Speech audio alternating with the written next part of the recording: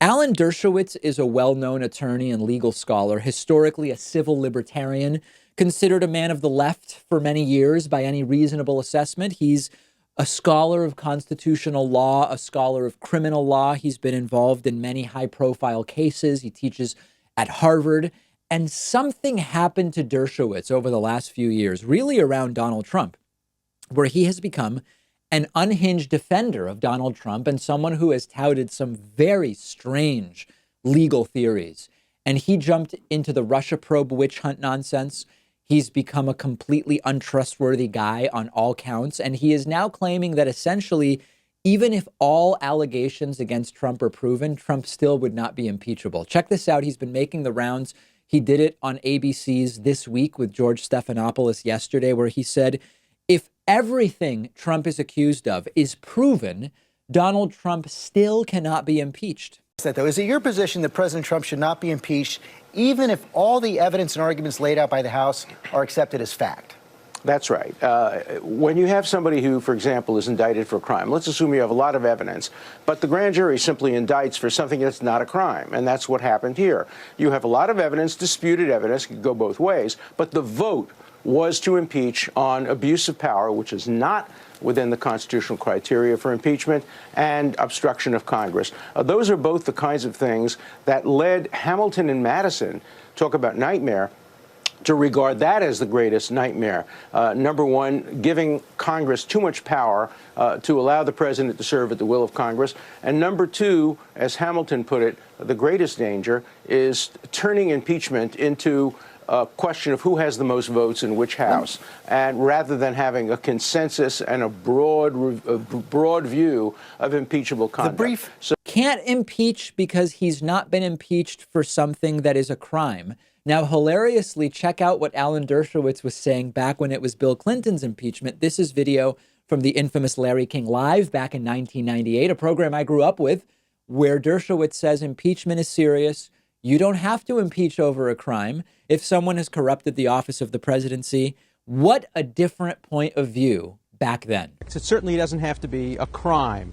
If you have somebody who completely corrupts the office of president and who abuses trust and who poses great danger to our liberty, you don't need a technical crime. But remember that because the executive power is vested in one person, the president, unlike the judicial power, which is vested in justices of the Supreme Court and inferior judges, or the legislative power in 100 senators and 400 and something representatives, we have one president.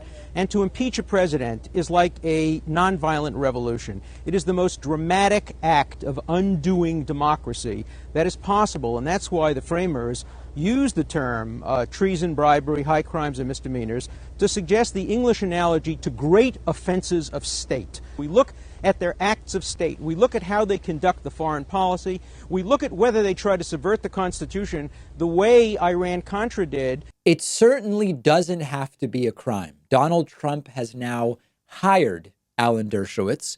He has also hired Kenneth Starr, the special prosecutor who brought and investigated impeachment against Bill Clinton. Consider how insane this is, given that back during the Bill Clinton impeachment days, Alan Dershowitz was on the opposite side of Ken Starr and said Ken Starr is a risk to American liberty, and they are now working together to defend Donald Trump against impeachment. This is not a case of politics make strange bedfellows. This is more than that.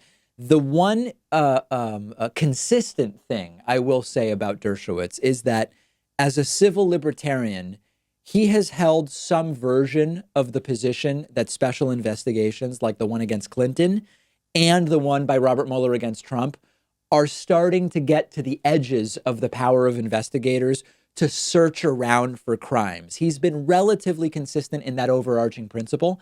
But on these other issues, the big picture is Dershowitz has gone from being a liberal Harvard professor to one of the most prominent defenders a priori of everything that Donald Trump does or might do. There's a really interesting article that I've previously recommended.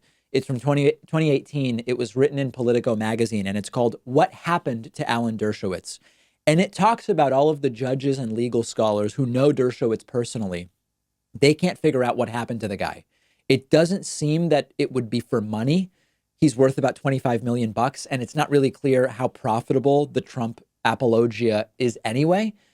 It might be the idea of being close to power. I don't know of another president that Dershowitz has been this close to and has had such a prominent relationship. Maybe he likes the idea of that. He's an 81-year-old guy at this point.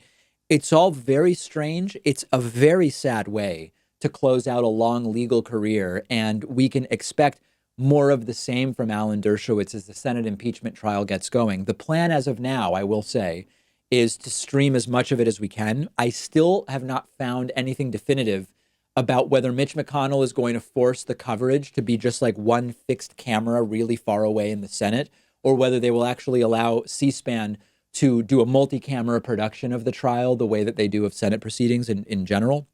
But my goal is tomorrow, 1 p.m. Eastern time, Tuesday is the first day of the trial. My goal is to be streaming, and we will see if we can make that happen.